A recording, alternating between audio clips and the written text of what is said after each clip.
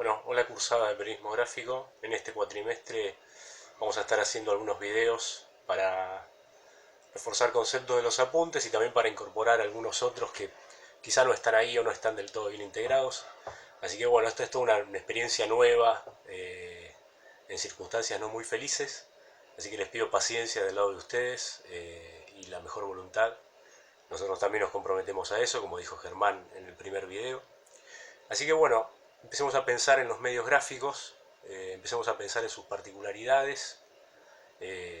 Parece una obviedad, pero los medios gráficos son todos aquellos que tienen como columna vertebral, como soporte principal a la hora de transmitir información, el texto, ¿sí? La escritura. O pensar en un universo de medios gráficos tradicionales, como pueden ser los diarios impresos o las revistas impresas, y a la vez podemos contraponer ese universo con el de los medios audiovisuales, ¿sí? De un lado la escritura, de un lado el texto, aunque no sea la única forma de comunicar, de transmitir las noticias, y del otro lado el audio, en el caso de la radio, las imágenes audiovisuales en el caso de la televisión. Pero no es la única diferencia entre esos medios gráficos, entre los diarios y las revistas impresas y la radio y la televisión. También hay una diferencia de tiempos, ¿sí? Así como la radio y la televisión se manejan con la inmediatez, con el hecho que ocurre y la difusión al instante, los diarios y las revistas impresas tienen lo que se llama un cierre. Esto es, pautan la producción de información y la producción de las noticias para un cierre determinado, un momento determinado en el que se cierra la edición diaria, en el caso de un diario impreso, o semanal o mensual en el caso de una revista. En principio, esos dos conjuntos están absolutamente separados, ¿no? Medios gráficos, medios audiovisuales. Sin embargo, hay un tipo de medios que nosotros vamos a tomar como medios gráficos porque su sostén es efectivamente la escritura, su sostén principal, pero que a la vez comparten algunos rasgos con los medios audiovisuales. Fundamentalmente el tema de la temporalidad. Son medios que, si bien tienen como soporte principal, como eje principal para transmitir información, el texto, la palabra escrita, también se manejan con los tiempos de los medios audiovisuales. Básicamente son dos tipos de medios. Uno, las agencias de noticias, y el otro, los portales web. El eje de la forma en que dan las noticias es eminentemente escrito, aunque no sea el único, ¿sí? Pero no tienen la temporalidad de los medios gráficos impresos, sino que tienen la temporalidad de los medios audiovisuales. Esto es, se manejan con la inmediatez, se manejan con el vértigo, la rapidez, el tener una noticia y ponerla en circulación inmediatamente. Si hiciéramos teoría de conjuntos, y en un conjunto están los medios gráficos como los diarios y las revistas, y en el otro los medios audiovisuales, las agencias de noticias y los portales web entrarían en un subconjunto, en el que toman por un lado la escritura y por el otro también toman los tiempos de los medios audiovisuales, ¿sí? La escritura de la prensa impresa y los tiempos de la radio y la televisión. En primer lugar, vamos a concentrarnos en las agencias de noticias. Bueno, ¿y qué son las agencias de noticias? Básicamente son proveedores mayoristas de información.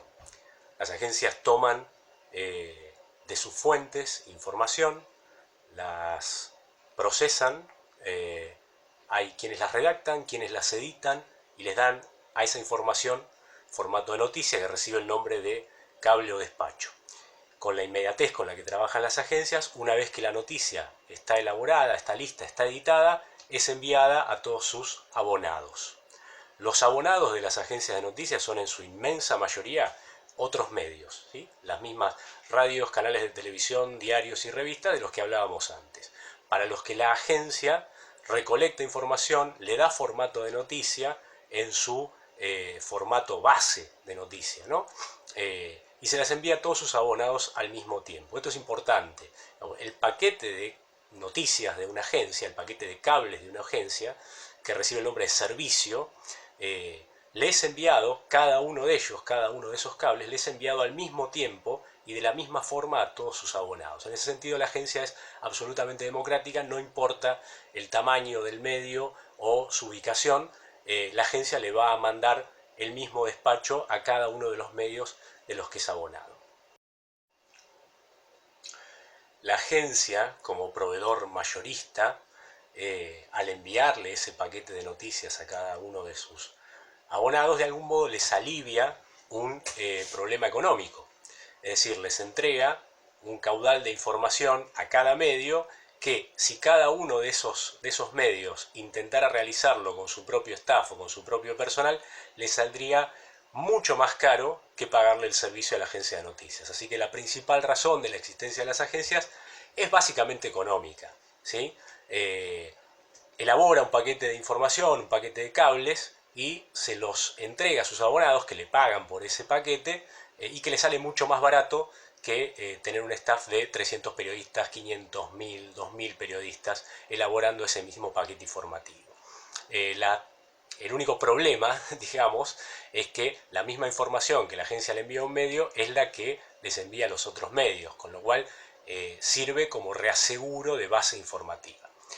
Lo que podemos llegar a pensar en estos tiempos, con la sobreabundancia de información en Internet, es cuál es el rol de las agencias de noticias. Y la verdad es que siguen manteniendo un rol importante, más allá de la hiperabundancia informativa. ¿Por qué? Porque a los medios les garantiza un tratamiento profesional de la información, les garantiza credibilidad y de algún modo legitima esa información que al medio le llega en forma de cable, ¿sí?